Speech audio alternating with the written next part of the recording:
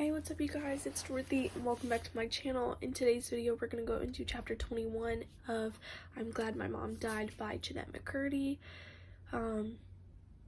There's not much more I can say about this book except for it's interesting, and I know I've been saying that a lot, but let's just keep on reading and see what happens.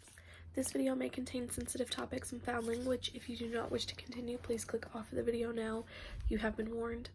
Chapter 21. Do it in bold letters, Mom says over my shoulder while she dries a plate with a dish rag and watches me type. I drag my mouse over the 3 words and click on the B tool at the top of the page to make them bold. Then I whip my head around to gauge Mom's reaction. Yeah, that's good. Mom nods in agreement with herself. I'm gonna make Scotty some SpaghettiOs. Print it out when you're done so I can take a look. Mom heads into the kitchen and I turn my attention back to the Microsoft Word document on the computer screen in front of me. Both of these things, the computer screen and Microsoft Word, are fairly new developments in the McCurdy household. Marcus built the computer in his computer building class at high school, and I bought all of the add-ons with a check for my co-star appearance on CSI, where I played a murderer's sister.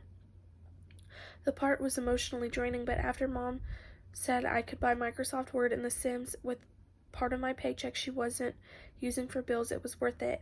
I'm typing up my own resume. This makes me feel proud, capable, competent. How many other 11-year-olds are typing their own resumes? I feel ahead. However, those 3 words Mom suggested I make bold cause me a deep pang of dread in my gut. I look at the words for a long beat. Those words get top billing in the special skills portion of the resume.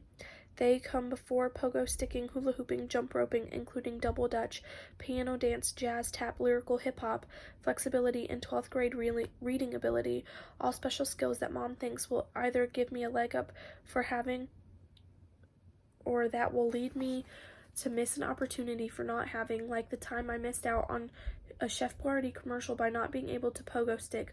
Mom immediately bought a pogo stick from Pick and Save and had me practice an hour a day for 2 weeks until I could get 1,000 jumps without falling off the pogo stick. Yes, I'm really good at pogo sticking, but none of those special skills are as important as this 3-word one. The one that Mom designated top billing to me, to the one that she wanted in bold, crying on cue. Crying on cue is a skill you want in child acting. Everything else pales in comparison. If you can bring the tears on command, you're a real player, a real contender, and on a good day, I can bring the tears on command. You're like a female Haley Joel Osment, Mom tells me regularly. He's the only other kid these days who can bring the tears. Well, I suppose Dakota Fanning, but she's more of a weller. The tears don't actually fall. You want the tears trickling down the cheeks off for the camera. The first time I cried on cue was in acting class. Miss Lasky told us to take an object from home and think of a sad story to go with that object, and then come to class the next week with that object and tell the story on stage.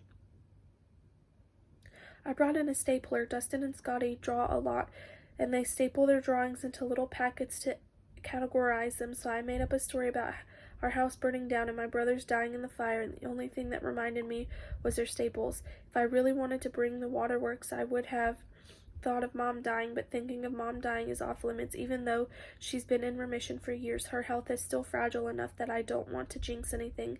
Since her life is in my hands with my annual birthday wish, that's a responsibility I don't take lightly, and one I would never want to undermine for the sake of a teary monologue. My brothers' lives, on the other hand, are perfectly okay to exploit for artistic growth. As I was on the little acting class stage telling the story, my eyes welled with tears to the point that my vision was blurry, but then the tears weren't falling. I was sort of feeling the sadness from the monologue, but sort of feeling the frustration of the tears not falling. Miss Lasky walked on stage with thunderous steps and leaned 3 inches away from my face so our noses were clearly touching. I was scared. I didn't know what was coming next. Then she lifted her hand and snapped her fingers right in front of my eyes. The suddenness of the gesture scared my body into a jolt, and with the jolt, the tears fell. Miss Lasky beamed. I did too. Underneath the tears, I beamed. From that point on, if an audition required crying on cue, I felt nearly positive I would book the job.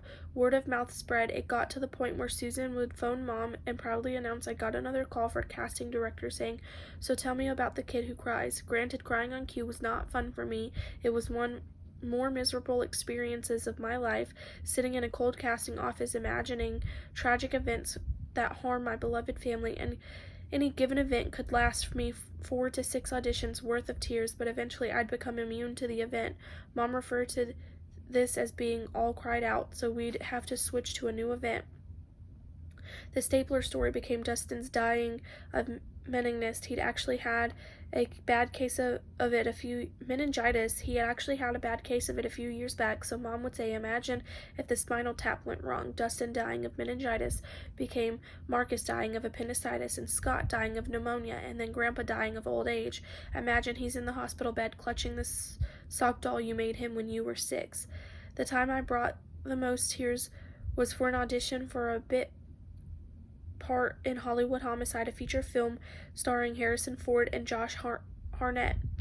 The part was for a little girl sitting on the back of a van with her tourist family driving down Hollywood Boulevard when Josh Hartnett hijacks the car and starts driving it, causing the family to fly into hysterics.